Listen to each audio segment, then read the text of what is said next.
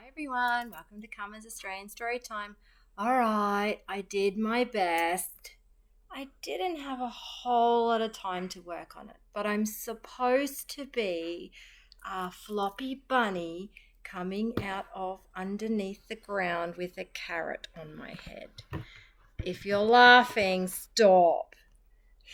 It is a bit funny though. Well, that was my try at recycled.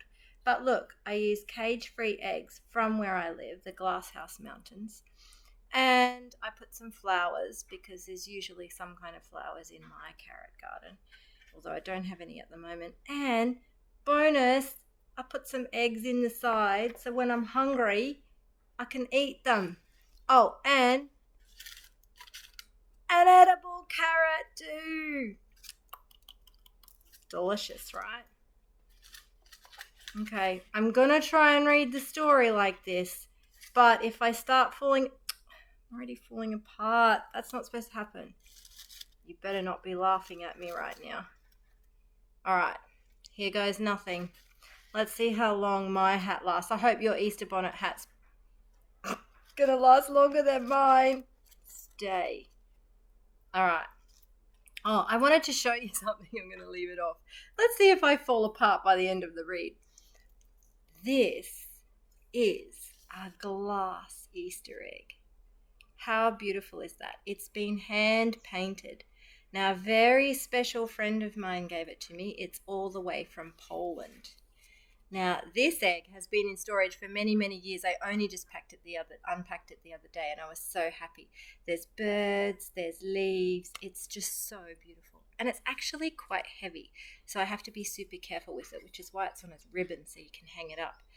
But the egg, if anyone is wondering, is all about prosperity and about birth and renewal at Easter, which is why we have a lot of eggs. Especially in Poland, it's a very big celebration. So thank you to my beautiful friend for my egg. I do love it. I've just got to figure out where to hang it over Easter so it doesn't break. It's just too special. All right, here goes nothing. Let's see if I can keep it together and read this story. This one isn't about eggs, it's about cake, but it's pretty funny. I love it. It's called Great Bunny Bakes, and it's written and illustrated by Ellie Snowden. That looks like a delicious cake. I'm getting a little bit hungry already. Are you? You have to bear with me. I have a bit of a head cold at the moment, so I might sound a bit snuffy. Oh, this is a funny blurb because it's got a recipe on it. 6 bunny bakers, 1 badly disguised wolf, 1 mischief maker, 1 golden egg trophy, and a whole lot of chocolate cake.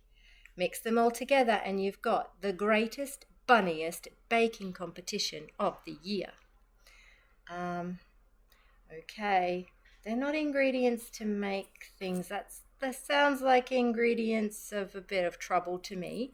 A wolf and some bunnies and a mischief maker. Let's see. I'm so curious.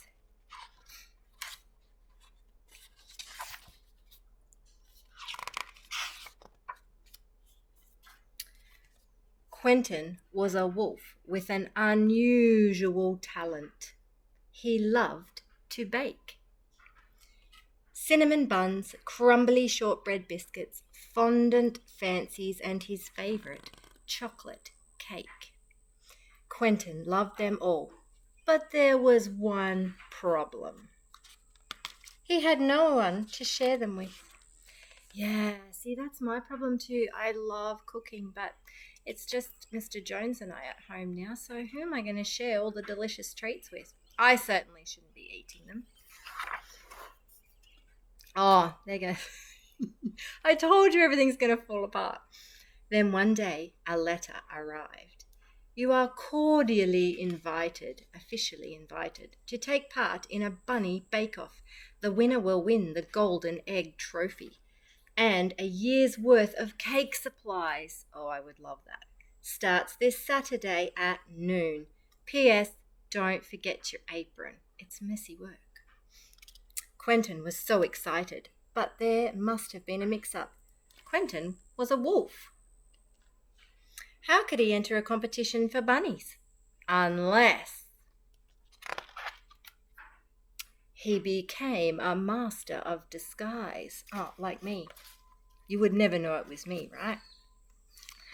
Quentin looked up and down the queue. He seemed to blend in perfectly.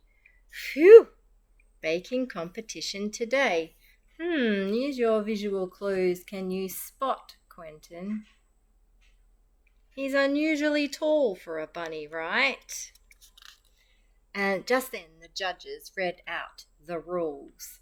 Oh boy, I sense a problem. There are 5 challenges in the Bunny Bake Off, and you must complete them all. The bunny with the most brownie points wins. Let the Bunny Bake Off begin. Bread. First up was the bread round. Every baker needed to be able to bake the perfect loaf. The dough proved to be a bit of a nightmare for some of the bakers. I can see a little bit of a mess happening there. But Quentin seems to be doing okay. Look at that one. It's a wolf bread. But not for Quentin. He wanted to show everyone what he could do. Ooh, lovely, said one judge. 10 points, cried the other. Trifle. Oh, who likes trifle? Trifle's where you put pastries and jellies and pastry and jellies, and you make it sort of layered and cream and custard. I don't like when you mix those things together, but you might. Next, the contestants needed to wobble their way to the top with their best trifles. Oh, look at these towers they're building. Quentin's trifle scored the biggest wobble on the wobble-o-meter anyone had ever seen. Incredible! Look at that wobble, cried the judges.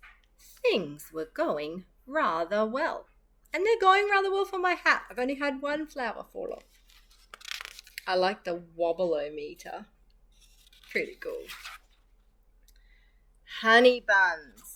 Oh, I love when books turn the pages like that. Look at that big tall page. Can't fit it in. Is that better? Honey buns. For the third challenge, the bakers were asked to build a tower of honey buns. Everything was a hive of activity.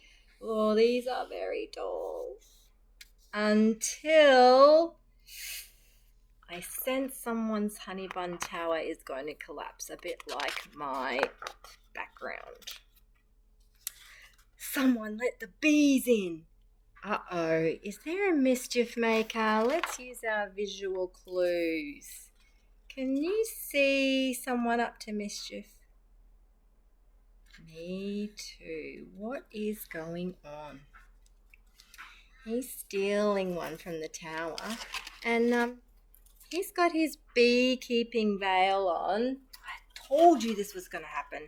Look, I'm crashing down everywhere. As long as it doesn't crash on my beautiful hat. Oh, there goes the next one. I told you I was going to fall apart. Stop laughing. Stay. Oh no, I've lost my carrot. All right, hang on, we're nearly there. Stay, hat, stay. Everything was a hive of activity until I see a bunny with a beekeeping veil on. That's what I wear when I rob my bees. He's definitely up to something. Someone let the bees in. Ouch! But a few bees wouldn't stop Quentin. His honeybee tower stretched sky high. And look, he's so clever. He's got a net to catch all the bees.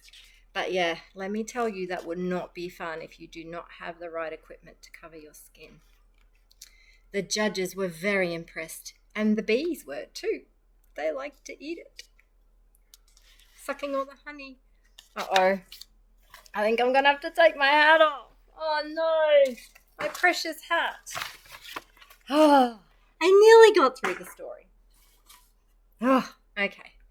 Whew, there's a bit hot under there too. I hope your hat lasts longer than mine. Pastry pie. For the fourth round, the bakers had to stay humble and make the most perfect pastry pie. But something very odd was going on. Got the sugar. Oh, now, all of you big kids could read this. Salt. Salt. Is that what we put in our pastries? No, sugar. Sugar is what we need for pastry. Quentin's berry pie didn't taste nice at all. It was very salty. The judges agreed. Oh, they couldn't eat it. Quentin was just trying to work out what had happened when... A naughty bunny. It turned out that one contestant was no cutie pie. Naughtiness will not be tolerated. Please wash up for extra brownie points. Does this rabbit look like he has? Boo! Stage door. They're dragging the bunny out. Didn't clean up his mess. Wasn't very polite. Chocolate cake extravaganza. At last it was time for the final round and the ultimate challenge. The chocolate cake showstopper. Hey, isn't that Quentin's favourite? If I remember back to the start of the book, that was his favourite thing to make. Chocolate cake was Quentin's favourite thing to make in the whole world. But as he carried his incredible creation to the judging table, oh no, well, he's left a bit of a mess too. It does look delicious. It's making me very hungry. Whoosh! He slipped. Crash went his chocolate creation. And as for his disguise, oh no, that's the worst part. Oh dear, poor Quentin. What happened to me? His disguise fell apart. Oh dear. Somebody looks a little bit mischievous about that though. It's a wolf! Ah! They're all a little afraid now. But then something unexpected happened. One little bunny came over to help. 2, then 3, then all the bunnies helped put Quentin's cake back together again. Not sure I would want to eat it, but that's a beautiful thing to do. How kind are they? Kindness is always amazing at Easter time. The judges read out the final scores. Quentin couldn't believe it. He had won. The Golden Egg Baker of the Year trophy was his. Because I don't think they found anything in the rules that said you couldn't be a wolf. And they're all having a piece of his delicious cake. And the bee catcher's still catching all the bees. And it looks like it's raining Easter eggs. Oh, please, please let it rain Easter eggs. That would be amazing, wouldn't it? Could you imagine going outside in the rain and it's all Easter eggs? Quentin loved to bake. His favourite was chocolate cake. And best of all, it was somebody else's favourite too. Now he's got a friend to share it with. The best part of it all. Cake always tastes a lot better when you're sharing it with your friends. Thank you for joining me on Carmen's Australian Storytime. I hope you have a wonderful Easter, and I hope you try and do some cooking over the holidays too. It's so much fun when you cook something and then you get to see everybody eat it and enjoy it. Before we go, I have to pick up all of my Easter eggs. But this is my Easter egg treasure. But it's not mine. It's not for me. It's all the Easter eggs that I've bought to give away to all of my friends and family.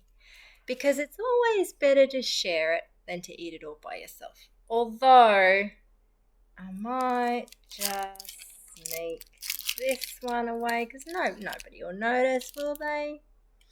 All right, bye for now. Have a great Easter.